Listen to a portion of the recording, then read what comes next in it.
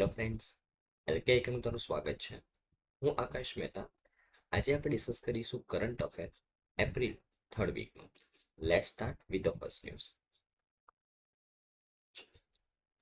આપણી પહેલી ન્યૂઝ છે ફ્રેન્ડ્સ કે આમાં રિસેન્ટલી ઓપરેશન મેઘદૂતના 40 વર્ષ કમ્પ્લીટ થયા. તો એના કારણે આ ઓપરેશન રિસન્ટ ન્યૂઝમાં છે, એના વિશે વાત કરી કે ઓપરેશન મેઘદૂત શું છે, કોના દ્વારા લોન્ચ કરવામાં આવેલું હતું અને કેમ લોન્ચ કરવામાં આવેલું હતું. બરાબર ને? ઓકે, તો એકચ્યુઅલી ઓપરેશન મેઘદૂત એ સિયાચીન ગ્લેશિયર ઉપર કબજો મેળવવા માટે ભારત સરકારે 40 વર્ષ પહેલા લોન્ચ કરેલું હતું. બરાબર ને? હવે આ જો સિયાચીન ગ્લેશિયર વિશે જો વાત કરું ફ્રેન્ડ્સ, તો એકચ્યુઅલી જ્યારે ભારત અને પાકિસ્તાનનું ડિવિઝન થયું હતું, જે કરાચી એગ્રીમેન્ટ થયો હતો 1949ની અંદર, 1949ની અંદર જે કરાચી એગ્રીમેન્ટ થયો હતો ફ્રેન્ડ્સ, એમાં આ જે સિયાચીન ગ્લેશિયર છે એને અનડિવાઇડેડ રિજિયન તરીકે રાખવામાં આવેલું હતું, કારણ કે તેનું જે હવામાન હતું એ ખૂબ જ પ્રતિકૂળ હતું. ખૂબ જ ખરાબ હવામાનના કારણે આ વિસ્તારને વિભાજિત કરવામાં આવ્યો ન હતો, જે 1949માં ભારત અને પાકિસ્તાનનું જે ડિવિઝન થયું હતું એની અંદર. બરાબર ને? પરંતુ સમય જતાં પાકિસ્તાન એ આ વિસ્તારની ઉપર પોતાનો હક જમાવવા લાગ્યું. બરાબર ને? રાઈટ. ઇલીગલી, કારણ કે 1949ના કરાચી એગ્રીમેન્ટ દરમિયાન તો આ રિજિયન અનડિવાઇડેડ હતો. બરાબર ને? તો કોઈ પણ દેશ, ભારત અથવા પાકિસ્તાન, પોતાનો કોઈ પણ હક અહીંયા આ રિજિયનની અંદર ન જમાવી શકે. બરાબર ને? રાઈટ. એકચ્યુઅલી આ રિજિયનને લાઇન ઓફ કંટ્રોલ તરીકે જ રાખવામાં આવ્યું કે બંને દેશ વચ્ચેનો જે બોર્ડર એરિયા છે તે આ રિજિયન રહેશે. બરાબર ને? રાઈટ.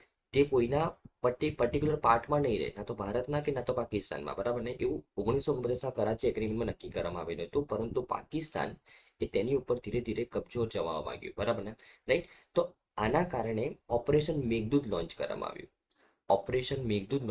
આવ્યું. ભારત સરકાર દ્વારા. ઓપરેશન મેઘદૂત લોન્ચ કરવામાં આવ્યું ભારત સરકાર દ્વારા. ક્યારે લોન્ચ કરવામાં આવ્યું ફ્રેન્ડ્સ? 1984ની અંદર, 13 એપ્રિલ 1984ના રોજ. બરાબર ને? રાઈટ. આજથી 40 વર્ષ પહેલા. બરાબર ને? અને કેમ લોન્ચ કરવામાં આવ્યું? તો આ સિયાચીન ગ્લેશિયરને કેપ્ચર કરવા માટે આ ઓપરેશન લોન્ચ કરવામાં આવેલું હતું. અને એકચ્યુઅલી આ ઓપરેશન લોન્ચ જે કર્યું આપણે, તે દુનિયાનું સૌથી મોટું, સૌથી ઊંચું બેટલફિલ્ડ બન્યું. બરાબર ને? ઓકે. અને આ જે લશ્કરી ઓપરેશન આપણે કર્યું તે વિશ્વના સૌથી ઊંચા યુદ્ધભૂમિ પર શરૂ કરેલા પ્રથમ હુમલા તરીકે અનન્ય હતું. બરાબર ને? એ સમયે દુનિયાના સૌથી ઊંચા બેટલફિલ્ડ ઉપર વોર થયો ભારત અને પાકિસ્તાન વચ્ચે. બરાબર ને? અને જે આ ઓપરેશન લોન્ચ કર્યું આપણે, ઓપરેશન મેઘદૂત, એ વખતે આપણા આ ઓપરેશન મેઘદૂતના લીડર કોણ હતા? મનોહરલાલ છિબ્બર. બરાબર ને? મનોહરલાલ છિબ્બર, લેફ્ટનન્ટ જનરલ મનોહરલાલ છિબ્બર એ આ ઓપરેશન મેઘદૂતના લીડર હતા ફ્રેન્ડ્સ. બરાબર ને? અને ભારતીય વાયુસેના અને ભારતીય સેના વચ્ચેના એકીકૃત સંકલન દ્વારા આપણે આ ઓપરેશનને સક્સેસફુલી કમ્પ્લીટ કર્યું અને છેવટે સિયાચીન ગ્લેશિયરને આપણી હદમાં લીધું. બરાબર ને? ઓકે. હવે આજ આપણે વાત કરી રિસન્ટ ન્યૂઝ વિશે કે ઓપરેશન મેઘદૂત શું છે. તો સિયાચીન ગ્લેશિયર પર આપણે જે કેપ્ચર કર્યું 40 વર્ષ પહેલા. બરાબર ને? એની આ 40મી વર્ષગાંઠ હતી, એના કારણે તે રિસન્ટ ન્યૂઝમાં છે. બરાબર ને? હવે આ સિયાચીન ગ્લેશિયર આપણા માટે કેમ ઇમ્પોર્ટન્ટ છે ફ્રેન્ડ્સ? તો જે રીતે મેં તમને વાત કરી કે હવે જો આ તમને આપણું કાશ્મીર છે, ઇન્ડિયા કંટ્રોલ્ડ કાશ્મીર છે આખું. બરાબર ને? ઓકે. આ છે પાકિસ્તાન કંટ્રોલ કાશ્મીર, પીઓકે. બરાબર ને? અને આ બાજુ છે અક્સાઈ ચીન. આ જે ડિસ્પ્યુટેડ એરિયા છે ને, એ અક્સાઈ ચીન છે. બરાબર ને? તો આ બાજુથી અક્સાઈ ચીન, જ્યાં ચાઇનાનો કંટ્રોલ છે, આ બાજુથી પાકિસ્તાનનો કંટ્રોલ છે, અને આ બાજુથી ઇન્ડિયાનો કંટ્રોલ છે. બરાબર ને? અને એવા રિજન ઉપર આ સિયાચીન ગ્લેશિયર આવેલું છે ફ્રેન્ડ્સ. બરાબર ને? ઓકે. હવે જો આ સિયાચીન ગ્લેશિયર પણ પાકિસ્તાનનું થઈ જાય, બરાબર ને, તો આપણું આ જે કાશ્મીર છે, જે ઇન્ડિયન કંટ્રોલ કાશ્મીર છે, બરાબર ને, તેની ઉપર કોનો કબજો થઈ જાય? આખા એરિયામાં પાકિસ્તાન અને ચાઇનાનો કંટ્રોલ થઈ જાય ફ્રેન્ડ્સ. બરાબર ને? અને પાકિસ્તાને ભારત પાસેથી ઓલરેડી એક એરિયા ઇલીગલી કેપ્ચર કરીને ચાઇનાને તે ઓલરેડી આપી ચૂકેલું છે. બરાબર ને? અગર હું વાત કરું એક્ઝેક્ટલી સિયાચીન ગ્લેશિયરના ઉપર શાક્સગામ વેલી છે. કયું વેલી છે ફ્રેન્ડ્સ?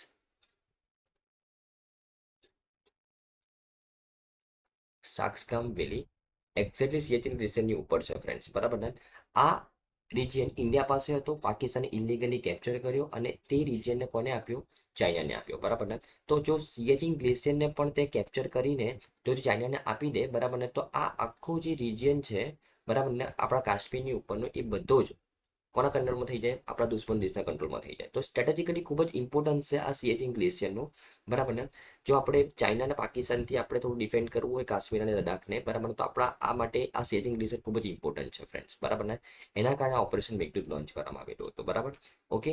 તો જે તમે કીધું સિયાચિનનું વ્યૂહાત્મક મહત્વ શું છે, તો કારાકોરમ પર્વતમાળા, સિયાચિન ગ્લેશિયર ક્યાં આવેલું છે? તો કારાકોરમ માઉન્ટેન રેન્જની અંદર આવેલું છે. આશરે 20,000 ફૂટની ઊંચાઈ ઉપર આવેલું છે અને વિશ્વનું સૌથી ઊંચું બેટલફિલ્ડ છે, બરાબર ને? ધ્યાનમાં રાખવાનું છે.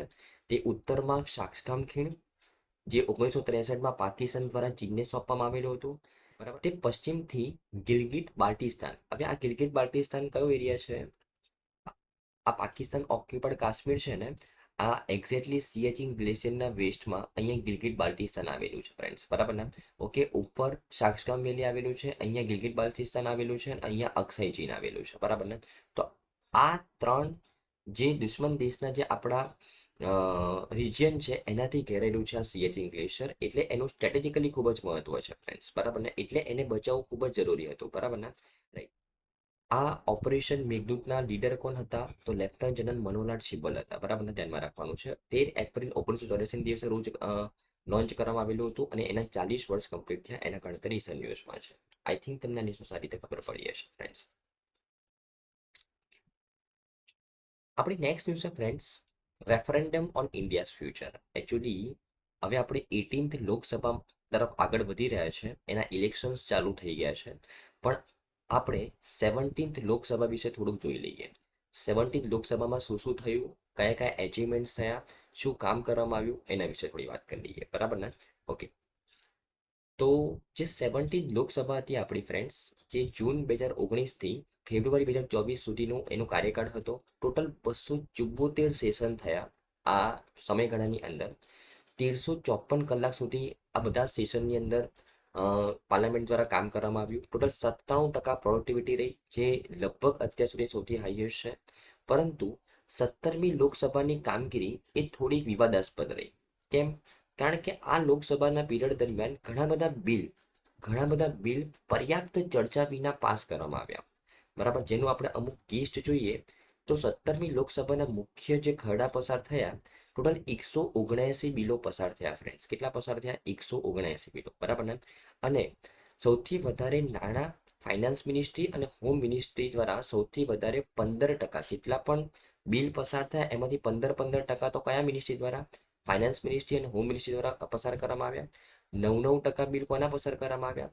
લો એન્ડ જસ્ટિસના પસાર કરવામાં આવ્યા. અને આરોગ્ય અને કુટુંબ કલ્યાણના 9% બિલ પસાર કરવામાં આવ્યા. તો આ ચાર મિનિસ્ટ્રી દ્વારા સૌથી વધારે બિલ પસાર કરવામાં આવ્યા આ 17મી લોકસભા દરમિયાન, બરાબર ને? ટોટલ 179 બિલ પસાર કરવામાં આવેલા છે, બરાબર. એમાં સૌથી જો મહત્વના બિલ વિશે વાત કરું તો મહિલા આરક્ષણ બિલ 2023, જમ્મુ કાશ્મીર પુનર્ગઠન બિલ 2019, સીઈસી બિલ 2023ની નિમણૂક, બરાબર. ચીફ ઇલેક્શન કમિશનર જે 2023ની નિમણૂક વિશે આપણે વાત કરી હતી, આ બિલ જે પસાર કર્યું એના પછી બે ઇલેક્શન કમિશનને નિમણૂક કરવામાં આવેલા હતા, ત્યારે આપણે આ બિલની વાત કરી હતી ફ્રેન્ડ્સ. 3 લેબર કોડ્સ, પછી digital data protection bill, 3 farm કાયદા જે પાછળથી રદ કરવામાં આવેલા છે.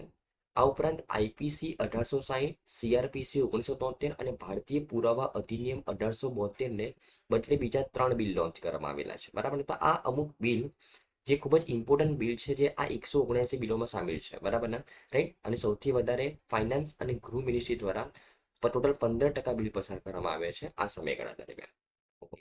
આ ઉપરાંત 17મી લોકસભાની જો વાત કરું તો પહેલી વખત આપણી હિસ્ટ્રીની અંદર જે ભારત આઝાદ થયો એના પછીની જો વાત કરું, એના પછી પહેલી વખત ડેપ્યુટી સ્પીકર એ પહેલી વખત ચૂંટાયા નથી.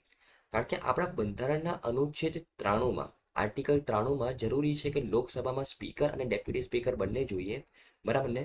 પરંતુ પહેલી વખત આ લોકસભા દરમિયાન ડેપ્યુટી સ્પીકર ચૂંટાય જ નથી, બરાબર ને? રાઈટ. અને આ ઉપરાંત 17મી લોકસભા દરમિયાન ટોટલ મોટાભાગના બિલો, મતલબ હું કહી શકું કે 58% બિલો તો એ રજૂઆતના 2 અઠવાડિયાની અંદર જ પસાર થઈ ગયા છે ફ્રેન્ડ્સ, બરાબર ને? જેવા કે જમ્મુ કાશ્મીર પુનર્ગઠન વિધેયક 2019, મહિલા આરક્ષણ બિલ 2023, આ તો બધા રજૂઆતના 2 દિવસમાં જ પસાર કરવામાં આવેલા છે. 35% બિલો એ લોકસભામાં 1 કલાકથી પણ ઓછી ચર્ચામાં પસાર કરવામાં આવેલા છે, બરાબર ને? ઓકે. અને આ ઉપરાંત 20% કરતાં પણ ઓછા બિલને સમિતિઓને મોકલવામાં આવેલા છે. મતલબ શું હોય કે ફોર એક્ઝામ્પલ કોઈ બિલ પસાર કરવામાં આવે તો જો કોઈ બિલ પર વધારે કોઈ ડિસ્પ્યુટ હોય, વધારે ડિબેટ ચાલતી હોય, તો એને રેફરન્સ માટે કોને આપવામાં આવે? સમિતિને આપવામાં આવે, કમિટી બેસાડવામાં આવે. કમિટી પછી ભલામણ કરે તો તે બિલ પસાર કરવામાં આવે, સિમ્પલ. પણ 20% કરતાં પણ ઓછા બિલ આવી સમિતિઓને મોકલવામાં આવેલા છે અને એના વગર જ પાસ કરી દેવામાં આવેલા છે, બરાબર ને? રાઈટ. માત્ર 100% બિલો ને સમિતિઓ માટે ચેક કરવા માટે મોકલવામાં આવેલા હતા, વિગતવાર ચકાસણી માટે, બરાબર ને? જે અત્યાર સુધીનો સૌથી ઓછો આંકડો છે ફ્રેન્ડ્સ, બરાબર ને? ઓકે. આ ઉપરાંત 17મી લોકસભામાં બજેટની ચર્ચામાં પણ ઘણો ઓછો સમય વિતાવ્યો છે, કે લોકસભામાં બજેટની ચર્ચામાં ખર્ચવામાં આવતો સમય એ ધીમે ધીમે ઓછો થઈ રહ્યો છે. 2019 અને 2023ની વચ્ચે સરેરાશ અંદાજે 80% બજેટ ઉપર ચર્ચા એ વિના મતદાન કરવામાં આવેલું છે. 2019 અને 2023ની વચ્ચે જેટલું પણ બજેટ બનાવવામાં આવ્યું છે એની પર ચર્ચા કરવામાં આવી છે, એમાં 80% બજેટ પર ચર્ચા તો વિના મતદાનથી કરવામાં આવેલું છે. મતલબ 2023માં તો આખું બજેટ ચર્ચા વગર પસાર થઈ ગયું હતું ફ્રેન્ડ્સ, બરાબર ને? તો આ એકચ્યુઅલી ઓટોનોમી બતાવી રહ્યું છે. આપણી તો ડેમોક્રેટિક કન્ટ્રી છે, પણ આ ઓટોનોમી બતાવી રહ્યું છે, બરાબર ને? ઓકે. તો આ 17મી લોકસભાના અમુક પોઝિટિવ અને અમુક નેગેટિવ પોઈન્ટ્સ, બરાબર, મેં તમને બતાવ્યા, જે આંકડાકીય રીતે તમારા માટે ખૂબ જ ઇમ્પોર્ટન્ટ છે ફ્રેન્ડ્સ, બરાબર ને? રાઈટ. તો એનો ટાઈમ પીરિયડ, બરાબર, પછી કેટલા બિલ પસાર કર્યા, કયા કયા ઇમ્પોર્ટન્ટ બિલ છે તમારે રિવાઇઝ કરી દેવાના રહેશે આ ન્યૂઝની અંદર. અને આ ઉપરાંત ઘણા બધા બિલ તો એવા હતા કે જે ખૂબ જ ટૂંકા સમયની અંદર પસાર કરી દેવામાં આવેલા છે, બરાબર ને? ઓકે. અને આર્ટિકલ 93ની અંદર જરૂરી હતું કે લોકસભાની અંદર સ્પીકર અને ડેપ્યુટી સ્પીકર બંને હોવા જોઈએ, પણ પહેલી વખત ડેપ્યુટી સ્પીકર ચૂંટાયા નથી, એ પણ ખૂબ જ ઇમ્પોર્ટન્ટ પાર્ટ છે, બરાબર ને? ઓકે. તો આઈ થિંક તમને ન્યૂઝમાં સારી રીતે ખબર પડી હશે ફ્રેન્ડ્સ. નેક્સ્ટ શું છે ફ્રેન્ડ્સ, કે આમાં રિસેન્ટલી ઇન્ડિયન આર્મીનું જે કન્ટિન્જન્ટ છે એ ઉઝબેકિસ્તાન જવા માટે રવાના થયું. શાના માટે? એક્સરસાઇઝ 10 લીગને કન્ડક્ટ કરવા માટે, બરાબર ને? તો આ એક્સરસાઇઝ 10 લીગ શું છે, કયા બે દેશો વચ્ચે થાય છે, એના વિશે વાત કરીએ. તો ભારતીય સેનાની ટુકડીએ તાજેતરમાં ભારત ઉઝબેકિસ્તાન સંયુક્ત લશ્કરી કવાયત ડસ્ટ લિંકની 5મી આવૃત્તિ માટે પ્રસ્થાન કરેલું હતું. આ ડસ્ટ લિંકની કઈ આવૃત્તિ થાય છે ફ્રેન્ડ્સ? 5મી આવૃત્તિ થાય છે. અને આ ડસ્ટ લિંકની 5મી આવૃત્તિ કયા બે દેશો વચ્ચે થવાની છે? ઇન્ડિયા અને ઉઝબેકિસ્તાન વચ્ચે. ઇન્ડિયા અને ઉઝબેકિસ્તાન વચ્ચે, બરાબર. આ બે દેશો વચ્ચે આ 5મી આવૃત્તિ છે ડસ્ટ લિંકની. લશ્કરી કવાયત છે, મતલબ મિલિટરી એક્સરસાઇઝ છે, બરાબર ને? ઓકે. જો હું આ વ્યાયામ વિશે વાત કરું, આ એક્સરસાઇઝ વિશે વાત કરું ફ્રેન્ડ્સ, તો ભારતીય સેના અને ઉઝબેકિસ્તાનની આર્મી વચ્ચે આ વાર્ષિક રીતે આ એક્સરસાઇઝનું આયોજન કરવામાં આવે છે. દર વર્ષે અલ્ટરનેટિવલી, મતલબ આ વખતે ફોર એક્ઝામ્પલ ઉઝબેકિસ્તાનમાં છે તો આવતા વર્ષે ભારતમાં થશે, બરાબર ને? તો કવાયતની શરૂઆત એ 5 વર્ષ પહેલા કરવામાં આવેલી હતી. સૌથી પહેલી જે એક્સરસાઇઝ હતી તે ઉઝબેકિસ્તાનમાં યોજાઈ હતી. અને છેલ્લી જે આવૃત્તિ હતી ફેબ્રુઆરી 2023માં એ પિથોરાગઢમાં હાથ ધરવામાં આવી હતી ઇન્ડિયાની અંદર, બરાબર ને? ઓકે. આ એક્સરસાઇઝનો મુખ્ય ઉદ્દેશ્ય છે કે લશ્કરી સહયોગને પ્રોત્સાહન આપવાનો અને પર્વતીય તેમજ શહેરી ભૂપ્રદેશમાં સંયુક્ત કામગીરી ચલાવવા માટે સંયુક્ત ક્ષમતાઓને વધારવાનો છે. એકચ્યુઅલી લશ્કરી સહયોગ કોઓપરેશન માટે, આ ઉપરાંત જે પર્વતીય વિસ્તારો છે ત્યાં કેવી રીતના ઇફેક્ટિવલી કામ કરવું, એમાં એકબીજાને તાલીમ આપવાનો તેમનો મુખ્ય હેતુ છે, બરાબર ને? ઉચ્ચ સ્તરની શારીરિક તંદુરસ્તી, સંયુક્ત આયોજન, સંયુક્ત વ્યૂહાત્મક કવાયત અને વિશેષ શસ્ત્ર કૌશલ્યની મૂળભૂત બાબતો પર ધ્યાન કેન્દ્રિત કરવામાં આવશે આ એક્સરસાઇઝની અંદર, બરાબર ને? ઓકે. તો ડસ્ટ લિંક 2024 ઇન્ડિયા અને ઉઝબેકિસ્તાન વચ્ચે આ એક્સરસાઇઝ થાય છે. ઉઝબેકિસ્તાનની અંદર થવાની છે આ વખતે ફ્રેન્ડ્સ, બરાબર ને? 5મી આવૃત્તિ છે, ધ્યાનમાં રાખવાનું છે, બરાબર? ઓકે.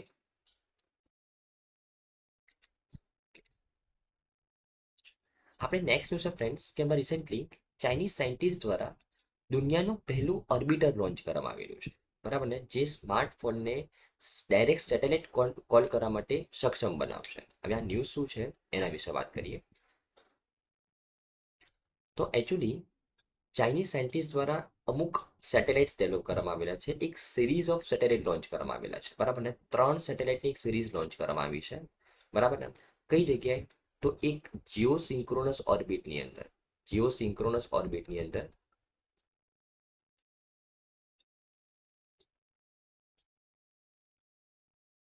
Jio synchronous orbit. હવે આ જીઓ સિંક્રોનસ ઓર્બિટ એ આપણા પૃથ્વીની ઊંચાઈથી 36,000 કિલોમીટરની ઊંચાઈએ છે, બરાબર ને?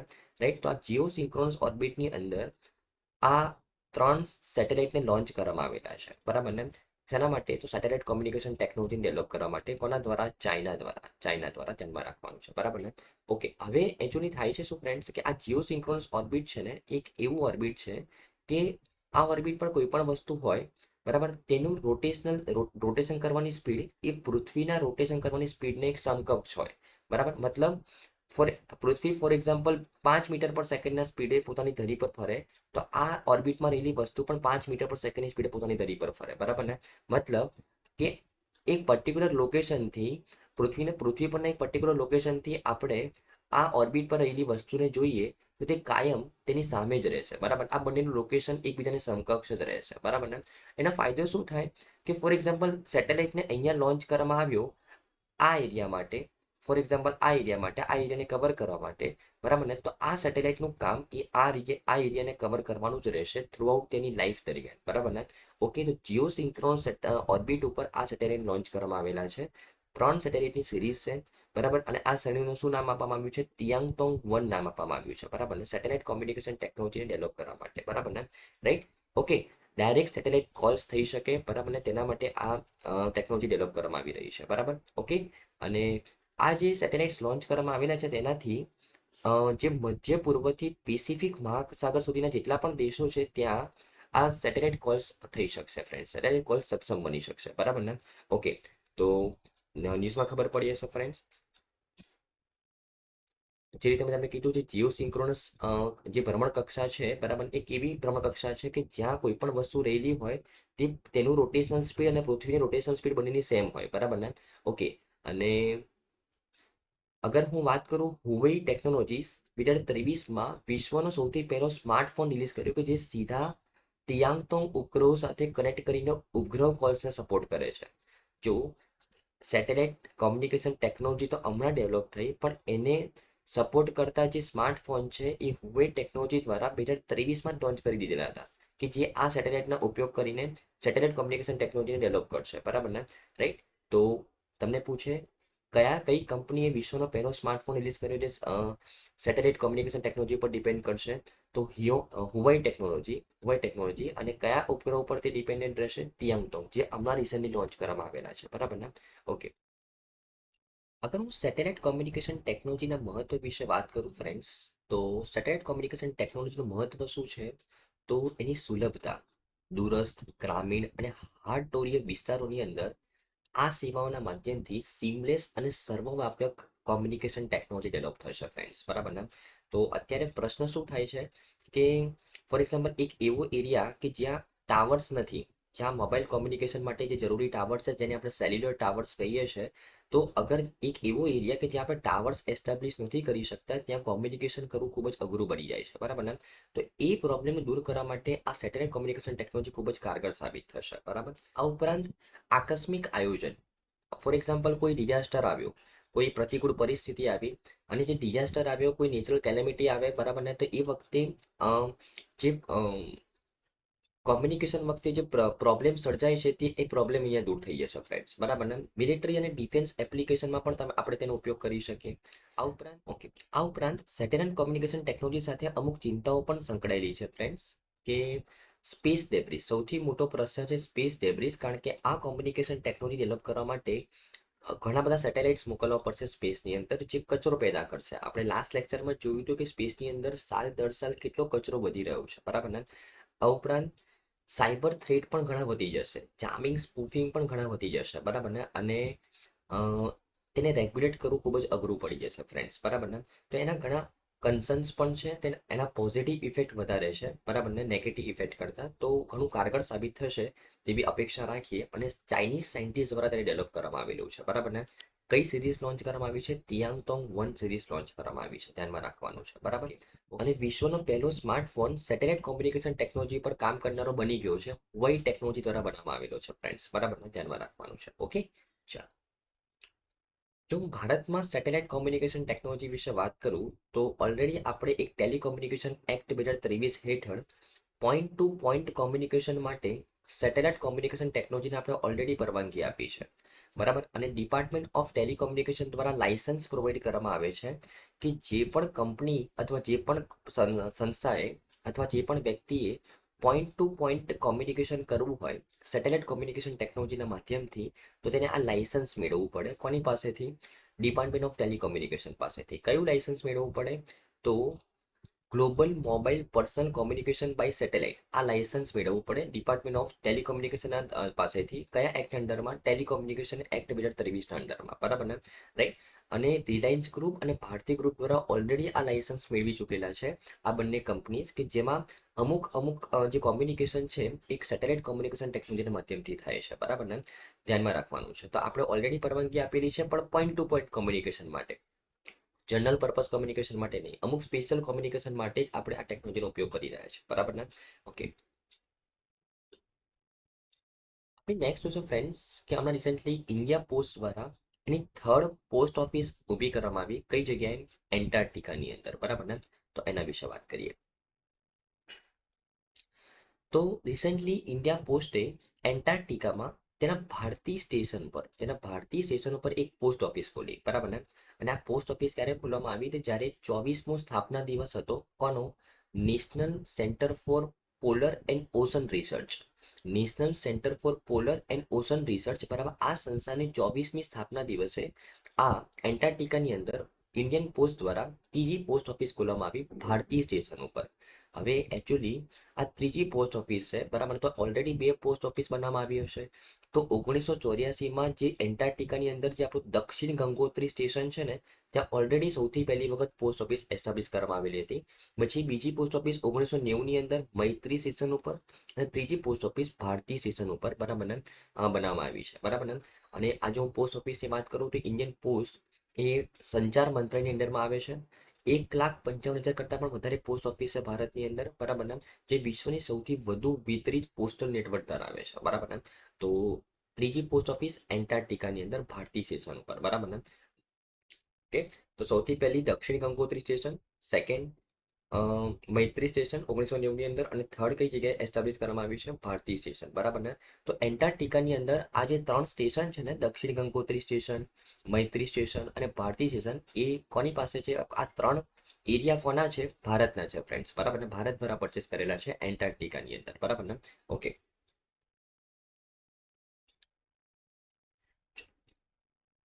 આપણે નેક્સ્ટ ન્યૂઝ છે ફ્રેન્ડ્સ સોવરિન ગ્રીન બોન્ડ વિશે. ખૂબ જ ઇમ્પોર્ટન્ટ ન્યૂઝ છે, એના વિશે વાત કરીએ. જો હું સોવરિન ગ્રીન બોન્ડ વિશે વાત કરું તો રિસન્ટ ન્યૂઝમાં કેમ છે ફ્રેન્ડ્સ, તો રિસન્ટલી રિઝર્વ બેંક ઓફ ઇન્ડિયાએ ફોરેન ઇન્સ્ટિટ્યુશન ઇન્વેસ્ટર, જે વિદેશી સંસ્થાકીય રોકાણકારો છે, તેમને પરમિશન આપી છે કે તેઓ સોવરિન ગ્રીન બોન્ડ્સની અંદર રોકાણ કરી શકે ફ્રેન્ડ્સ, બરાબર ને. હવે સોવરિન ગ્રીન બોન્ડ શું છે એના વિશે વાત કરીએ. તો એને સમજતા પહેલા સૌથી પહેલા તો બોન્ડ શું છે, બોન્ડ શું છે એને જોઈ લઈએ. તો ફોર એક્ઝામ્પલ બોન્ડ કોને કહેવાય? તો કે કોઈ પણ સંસ્થા કે કોઈ પણ વ્યક્તિને બોન્ડ કોને કહેવાય ફ્રેન્ડ્સ? અગર કોઈ સંસ્થાને ફોર એક્ઝામ્પલ કોઈ પૈસાની રિક્વાયરમેન્ટ હોય, તો તે એક પેપર લોન્ચ કરે જેને કહેવાય એક ડેપ્ટ સિક્યુરિટી લોન્ચ કરશે. બોન્ડ એક ડેપ્ટ સિક્યુરિટી છે કે જ્યારે પૈસાની જરૂર હોય ત્યારે એ પૈસાની જરૂરને પહોંચી વળવા માટે આ પેપર ઇસ્યુ કરવામાં આવે કોઈ પણ સંસ્થા દ્વારા, બરાબર ને.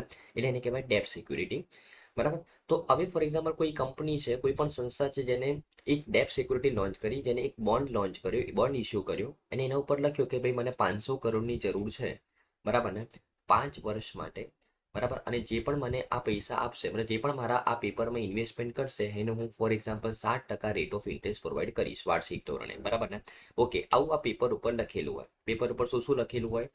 કેટલા અમાઉન્ટ ઇન્વેસ્ટ કરવાના છે, કેટલા વર્ષ માટે, અને કેટલું રેટ ઓફ ઇન્ટરેસ્ટ મળશે, આ પેપર ઉપર લખેલું હોય, બરાબર, ઓકે. અને આ પેપર કેમ લોન્ચ કરવામાં આવેલું છે એનો ઓબ્જેક્ટિવ લખેલો હોય, સિમ્પલ, બરાબર ને. તો આ એક કહેવાય બોન્ડ, સિમ્પલ બોન્ડ, જે કોઈ પણ સંસ્થા લોન્ચ કરી શકે. પરંતુ જો આ બોન્ડ સરકાર દ્વારા લોન્ચ કરવામાં આવેલો હોય, આ બોન્ડ કોના દ્વારા લોન્ચ કરવામાં આવેલો ફ્રેન્ડ? સરકાર દ્વારા. સરકારને જો પૈસાની જરૂર હોય ત્યારે સરકાર દ્વારા આ ટાઈપના બોન્ડ લોન્ચ કરવામાં આવે, તો એવા બોન્ડને શું કહેવાય? સોવરેન બોન્ડ કહેવાય. શું કહેવાય? સોવરેન બોન્ડ, જેને કોના દ્વારા લોન્ચ કરવામાં આવેલા છે? સરકાર દ્વારા લોન્ચ કરવામાં આવેલા છે, બરાબર ને, ઓકે.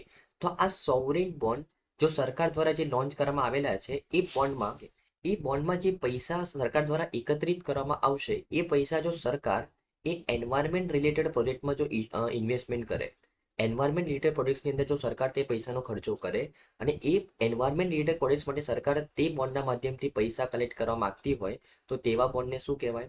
સોવરિન ગ્રીન બોન્ડ કહેવાય ફ્રેન્ડ્સ, બરાબર ને? તો સોવરિન ગ્રીન બોન્ડની અંદર હવે ફોરેન ઇન્સ્ટિટ્યુશન ઇન્વેસ્ટર્સ ઇન્વેસ્ટમેન્ટ કરી શકશે તેવું આરબીઆઈ કીધેલું છે, એના માટે તે રિસન્ટ ન્યૂઝમાં છે. તો તમને ખબર પડી હશે ફ્રેન્ડ, સોવરિન ગ્રીન બોન્ડ કોને કહેવાય? એ બોન્ડ દ્વારા જેટલા પણ પૈસા કલેક્ટ કરવામાં આવેલા છે સરકાર દ્વારા, તે કઈ જગ્યાએ યુઝ કરવામાં આવશે? એન્વાયરમેન્ટ રિલેટેડ પ્રોજેક્ટ્સની અંદર યુઝ કરવામાં આવશે, બરાબર ને? તો એવા બોન્ડ્સને કહેવાય સોવરિન ગ્રીન બોન્ડ, બરાબર? ઓકે, હવે જો હું સોવરિન ગ્રીન બોન્ડ વિશે વાત કરું તો આ ગ્રીન બોન્ડને 2022-23ના બજેટમાં અનાઉન્સ કરવામાં આવેલા હતા, બરાબર ને? અને આ ગ્રીન બોન્ડ ડેવલપ કરવા માટે, સોવરિન ગ્રીન બોન્ડને ઇસ્યુ કરવા માટે આપણે એક ફ્રેમવર્ક પણ બનાવેલું છે સરકાર દ્વારા.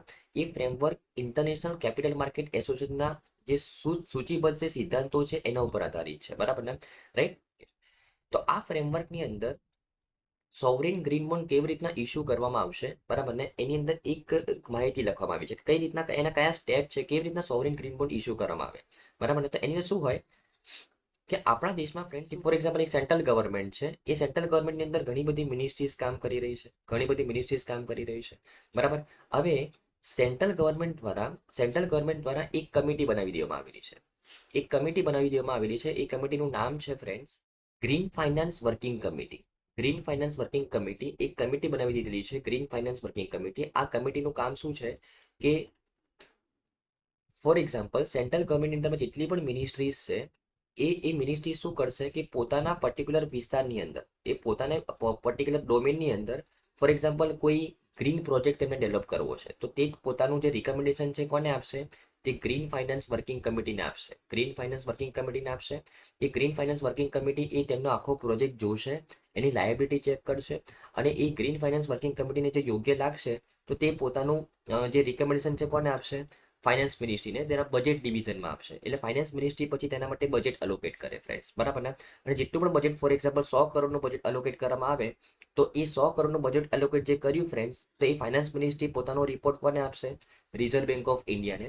અને આરબીઆઈ એ સરકાર તરફથી ગ્રીન બોન્ડ ઇસ્યુ કરશે અને માર્કેટમાં 100 કરોડના ગ્રીન બોન્ડ ઇસ્યુ કરવામાં આવશે, જેમાં લોકો ઇન્વેસ્ટમેન્ટ કરશે, બરાબર ને? તો સિમ્પલ કે જે પણ કન્સર્ન મિનિસ્ટ્રી છે એ પોતાનું જે પ્રોજેક્ટ છે એ ગ્રીન ફાઇનાન્સ વર્કિંગ કમિટી સમક્ષ રાખશે. ગ્રીન ફાઇનાન્સ વર્કિંગ કમિટી શું કરશે? તેની લાયબિલિટી ચેક કરશે, તેનું એલિજિબિલિટી ચેક કરશે, અને તેનો તે પોતાનો રિપોર્ટ ફાઇનાન્સ મિનિસ્ટ્રીને આપશે. ફાઇનાન્સ મિનિસ્ટ્રી પોતાના બજેટ ડિવિઝનમાં તેને રજૂ કરશે અને આરબીઆઈને કહેશે કે ભાઈ, તમે અમારા તરફથી 100 કરોડના ગ્રીન બોન્ડ ઇસ્યુ કરો, જેમાં લોકો ઇન્વેસ્ટમેન્ટ કરશે અને સરકાર તે પૈસાને ક્યાં નાખશે? એન્વાયરમેન્ટ રિલેટેડ પ્રોજેક્ટ્સની અંદર રાખશે, જે તે મિનિસ્ટ્રીના ડોમેનની અંદર, બરાબર ને? ઓકે, આ આખું ફ્રેમવર્ક એ ઇન્ટરનેશનલ કેપિટલ માર્કેટ એસોસિએશનના ફ્રેમવર્ક પ્રમાણે બનાવવામાં આવ્યું છે, બરાબર ને? ઓકે, 2022-23ની અંદર આ ગ્રીન બોન્ડ લોન્ચ કરવામાં આવેલા હતા ફ્રેન્ડ્સ, બરાબર ને? ઓકે. ઓકે, તો જે રીતે મેં તમને કીધું કે ગ્રીન બોન્ડ કેવી રીતે જારી કરવામાં આવશે, તો સરકાર આરબીઆઈને કહેશે કે સરકાર તરફથી ગ્રીન બોન્ડ ઇસ્યુ કરો, જેની અંદર લોકો ઇન્વેસ્ટમેન્ટ કરે અને સરકાર તે પૈસાને પર્ટિક્યુલર પ્રોજેક્ટની અંદર ઇન્વેસ્ટ કરી શકે. હવે એકચ્યુઅલી મુદ્દો એવો છે કે સરકારને તે પૈસા, જેટલા પણ પૈસા તેને બોન્ડના માધ્યમથી માર્કેટમાંથી કલેક્ટ કર્યા છે, તે 12 થી 24 મહિનાની અંદર જ તે પર્ટિક્યુલર પ્રોજેક્ટ માટે સરકારે તે પૈસા ખર્ચી નાખવાના રહેશે, બરાબર ને? જો કોઈ કારણસર તે પ્રોજેક્ટ મુલતવી રહ્યો અથવા કેન્સલ કરવામાં આવ્યો, તો તે પૈસા જે સરકારે પર્ટિક્યુલર પ્રોજેક્ટ માટે એકત્ર કરેલા હતા, તે પૈસાને બીજા કોઈ ગ્રીન પ્રોજેક્ટમાં તરત ડાયવર્ટ કરવાના રહેશે આ ફ્રેમવર્ક પ્રમાણે, બરાબર ને? ફોર એક્ઝામ્પલ, સરકારે આજે 100 કરોડ રૂપિયા ગ્રીન બોન્ડના માધ્યમથી લીધા, તો નેક્સ્ટ 12 થી 24 મહિનાની અંદર સરકારે તે પૈસા ગ્રીન પ્રોજેક્ટની અંદર ઇન્વેસ્ટ કરવાના રહેશે, બરાબર ને? અને જો તે પ્રોજેક્ટ કેન્સલ થઈ ગયો અથવા મુલતવી રાખવામાં આવ્યો, તો એ સેમ પૈસા બીજા કોઈ ગ્રીન પ્રોજેક્ટની અંદર સરકારે ઇન્વેસ્ટમેન્ટ કરવાના રહેશે ફ્રેન્ડ્સ, બરાબર ને? પરંતુ તેનો કોઈ જગ્યાએ દુરુપયોગ નહીં કરવાનો રહે, બરાબર ને? ઓકે, તો આઈ થિંક તમને સોવરિન ગ્રીન બોન્ડ વિશે ખબર પડી હશે ફ્રેન્ડ્સ, બરાબર ને? ઓકે, નેક્સ્ટ હશે ફ્રેન્ડ્સ કે હમણાં રિસેન્ટલી ઇન્ડિયાએ ડિલિવર કર્યું તેની first batch of BrahMos missile, કોને? ફિલિપાઇન્સને. એના વિશે વાત કરી, ખૂબ જ ઇમ્પોર્ટન્ટ ન્યૂઝ છે. ઓકે, તો હમણાં રિસેન્ટલી ભારતે બ્રહ્મોસ સુપરસોનિક ક્રૂઝ મિસાઇલની પ્રથમ બેચ કોને સોંપી છે ફ્રેન્ડ્સ? ફિલિપાઇન્સ, બરાબર ને? તો બ્રહ્મોસ મિસાઇલ ની આ જે એગ્રીમેન્ટ છે કે બ્રહ્મોસ મિસાઇલ ફિલિપાઇન્સ પરચેસ કરશે, તે એગ્રીમેન્ટ જાન્યુઆરી 2022માં એગ્રીમેન્ટ થયો હતો ભારત અને ફિલિપાઇન્સની વચ્ચે. $375 બિલિયન સોદો થયો હતો ફ્રેન્ડ્સ. અને એની અંદર ભારત એ ફિલિપાઇન્સને બ્રહ્મોસ મિસાઇલ આપશે તેની વાત થયેલી હતી, બરાબર ને. તો એ એગ્રીમેન્ટના અંડરમાં પહેલી વખત બ્રહ્મોસ મિસાઇલની પ્રથમ બેચ એ ફિલિપાઇન્સને સોંપવામાં આવી છે, બરાબર ને. ઓકે, તો હવે જો હું બ્રહ્મોસ મિસાઇલ વિશે વાત કરું ફ્રેન્ડ્સ, તો બ્રહ્મોસ મિસાઇલ એ ડીઆરડીઓ ભારતની સંસ્થા છે, ડિફેન્સ રિસર્ચ ડેવલપમેન્ટ ઓર્ગેનાઇઝેશન, અને રશિયાનું એનપીઓ, આ બંને સંસ્થાનું એક સંયુક્ત પ્લેટફોર્મ છે, બરાબર, એક જોઈન્ટ વેન્ચર છે, બરાબર ને. આ જોઈન્ટ વેન્ચર એ બ્રહ્મોસ મિસાઇલનું ડેવલપમેન્ટ કરી રહ્યું છે ભારતની અંદર. બ્રહ્મોસનું નામ બ્રહ્મોસ કેવી રીતના રાખવામાં આવેલું છે, તો ભારતની બ્રહ્મપુત્ર નદી અને રશિયાની મોસ્કો નદી, આ બંને નદીના નામ ઉપરથી બ્રહ્મોસ મિસાઇલનું નામ રાખવામાં આવેલું છે ફ્રેન્ડ્સ, બરાબર ને. આ જે મિસાઇલ છે એ 2016થી આપણે બનાવી રહ્યા છે. 2016થી આ બ્રહ્મોસ મિસાઇલ આપણે ડેવલપ કરી રહ્યા છે. શરૂઆતમાં 450 કિલોમીટર સુધીની રેન્જ હતી એ મિસાઇલની. અત્યારે 600 કિલોમીટર કરતાં પણ વધારે રેન્જથી આ મિસાઇલ દોડી રહી છે, બરાબર ને. ઓકે, અને આ મિસાઇલના ત્રણ વર્ઝન આપણે બનાવીએ છીએ: air launch, land launch and C launch. આ ત્રણ વર્ઝન આપણે આ મિસાઇલના બનાવીએ છીએ, બરાબર ને. ઓકે, તો ઘણા અપડેટેડ વર્ઝન સાથે આપણે આ મિસાઇલ ફિલિપાઇન્સને આપી છે, બરાબર ને.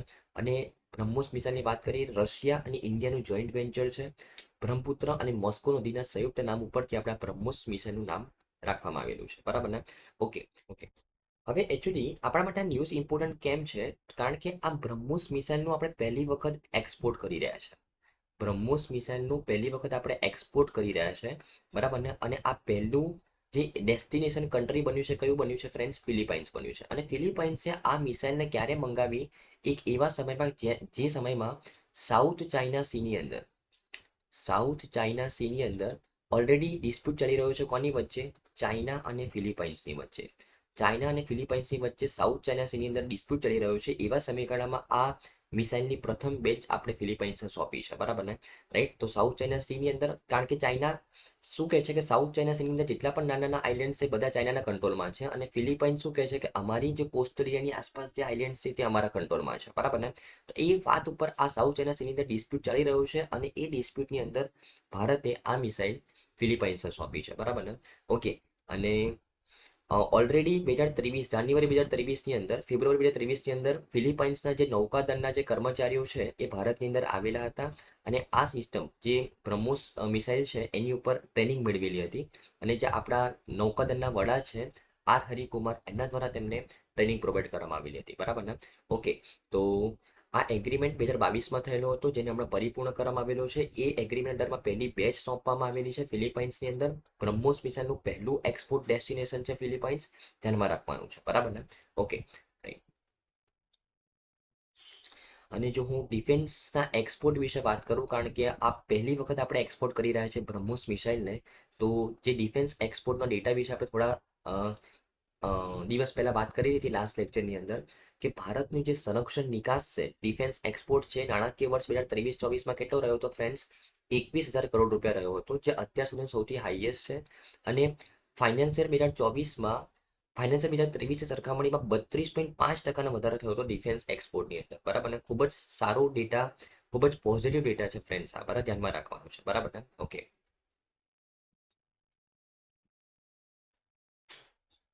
અને ભારતની 100 કરતાં પણ વધુ કંપનીઓ સક્રિયપણે ડિફેન્સની ચીજોની એક્સપોર્ટ કરી રહી છે, અને ભારત 85 કરતાં પણ વધારે દેશોમાં એક્સપોર્ટ કરી રહ્યો છે, બરાબર ને. ધ્યાનમાં રાખવાનું છે. Okay, right.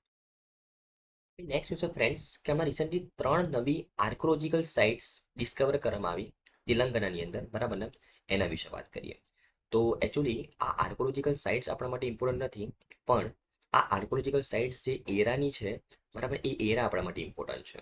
એના વિશે વાત કરીએ, તો આ જે 3 આર્કોલોજીકલ સાઇટ્સ મળી આર્કોલોજીકલ સર્વે ઓફ ઇન્ડિયાને, તે ત્રણ આર્કોલોજીકલ સાઇટ કયા એજની છે? આયન એજની છે. આયન એજની છે ફ્રેન્ડ્સ. હવે આ આયન એજ, જો આયન એજ વિશે વાત કરું, તો આ જે સમયગાળો હતો ને, એ ઈસવીસન પૂર્વે 1200 થી 600 વચ્ચેનો જે સમયગાળો હતો ઈસવીસન પૂર્વે, બરાબર ને, એ આયન એજનો સમયગાળો હતો. હું તમને વાત કરું, સૌથી પહેલા કોપર એજ આવ્યું, જેની આપણે થોડા સમય પહેલા ડિસ્કશન કરેલું હતું, કોપર એજ. એના પછી આવ્યું બ્રોન્ઝ એજ, અને એના પછી શું આવ્યું ફ્રેન્ડ્સ? આયન એજ. આયન એજ. અને આ આયન એજ ખતમ થયા પછી દુનિયાની અંદર લોકો લખતા શીખ્યા. પહેલી વખત રાઇટિંગ ક્યારે કર્યું ફ્રેન્ડ્સ? આયન એજ ખતમ થઈ ગયા પછી, બરાબર ને? તો આ જે આયન એજ, બ્રોન્ઝ એજ, કોપર એજ, એ બધો ઇતિહાસ પહેલાનો સમય છે. જ્યારે વ્યક્તિ લખતો થયો એના પહેલાનો સમય છે આ ત્રણ એજ, બરાબર? ઈસવીસન પૂર્વે 1200 થી 600, મતલબ આજથી 3000 વર્ષ પહેલાનો સમયગાળો છે આયન એજ, બરાબર ને? બરાબર.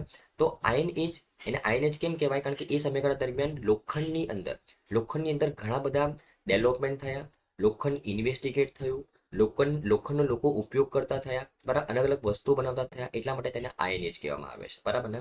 સૌથી પહેલા લોકો કોપરનો યુઝ કરતા હતા, એના પછી ધીમે ધીમે બ્રોન્ઝ તરફ વળ્યા, અને એના પછી ધીમે ધીમે શેના તરફ વળ્યા? લોખંડ તરફ વળ્યા, બરાબર ને? રાઈટ.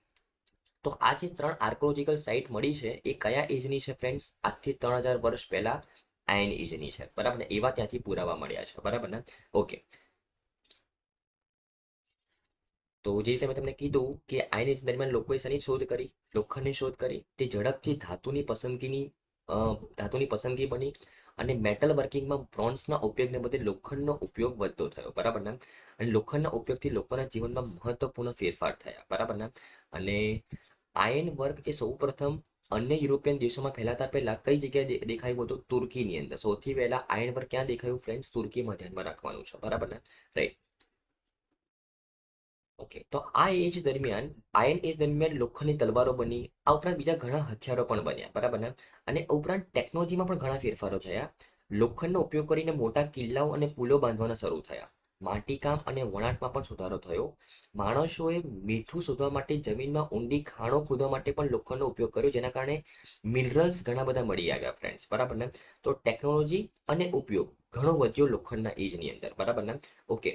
અને આયન યુગનો અંત ક્યારે આવ્યો? તો જે રીતે મેં તમને કીધું કે એ પ્રી ઇતિહાસનો પાર્ટ છે, પ્રી હિસ્ટ્રી છે, બરાબર ને?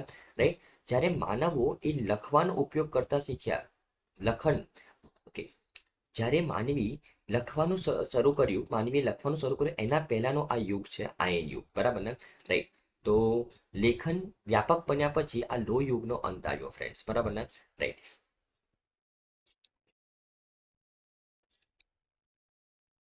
ઓકે. તો જો તમને ક્રોનોલોજી પૂછવામાં આવે, સૌથી પહેલા કોપર એજ, પછી બ્રોન્ઝ એજ, અને પછી કયો એજ આવે? આયન એજ આવે ફ્રેન્ડ્સ, બરાબર ને? અને આયન એજ પછી માનવી લખતા શીખ્યો ફ્રેન્ડ્સ, બરાબર ને? ઓકે. તો પ્રી ઇતિહાસનો પાર્ટ છે, બરાબર ને? આ ત્રણ એજ, બરાબર ને? અને આ આયન એજની છે આ 3 આર્કોલોજીકલ સાઇટ, જે ક્યાં મળી છે? તેલંગાનાની અંદર, બરાબર ને? ઓકે. આઈ થિંક તમને સમજમાં આવ્યું હશે ફ્રેન્ડ્સ. આપણી નેક્સ્ટ વિશે ફ્રેન્ડ્સ, હમણાં recently world heritage day celebrate કરવામાં આવ્યું, કોના દ્વારા? યુનેસ્કો દ્વારા.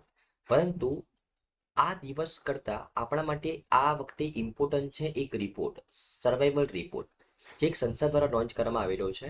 એ સંસ્થાના સર્વાઈવલ રિપોર્ટની અંદર શું કહેવામાં આવેલું છે કે યુનેસ્કો જે વર્લ્ડ હેરિટેજ સાઇટ્સને કન્ઝર્વ કરે છે, તે યુનેસ્કો દ્વારા ટોટલ 6 વર્લ્ડ હેરિટેજ સાઇટની અંદર જે ઇન્ડિનિયસ પીપલ રહેતા હતા, ત્યાંના જે સ્થાનિક લોકો રહેતા હતા, તે લોકોને કાઢી મૂકવામાં આવેલા છે, બરાબર ને?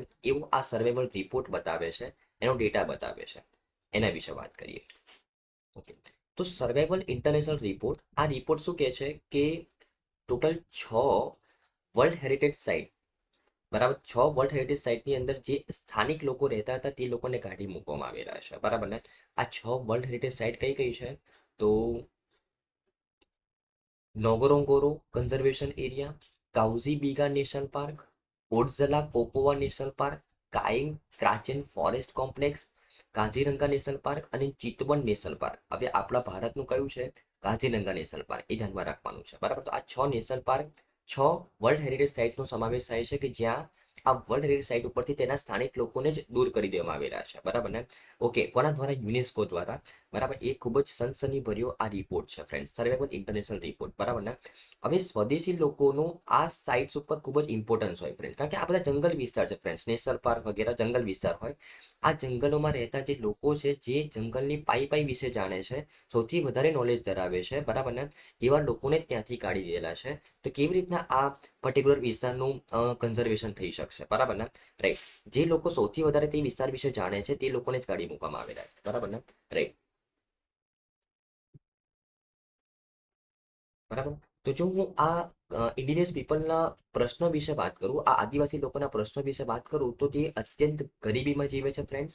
આ ઉપરાંત આ જે વસ્તી છે તે લોકોની, તે વૈશ્વિક વસ્તીના માત્ર 6% છે, પરંતુ જે અત્યંત ગરીબીમાં આવે છે ને એમાં લગભગ 19% હિસ્સો એ આદિવાસી લોકોનો હોય છે જે આ વિસ્તારમાં રહે છે, બરાબર ને. આ ઉપરાંત તેઓ બીજા ઘણા બધા પ્રોબ્લેમ્સનો સામનો કરે છે. ફોર એક્ઝામ્પલ, તેમને જમીન ખાલી કરવી પડે છે, જે રીતના આ યુનેસ્કોએ તેમને જમીન ખાલી કરાવી, બળજબરી તેમનું વિસ્થાપન કરાવ્યું. આ ઉપરાંત તેમને આરોગ્ય માટે પણ પૂરા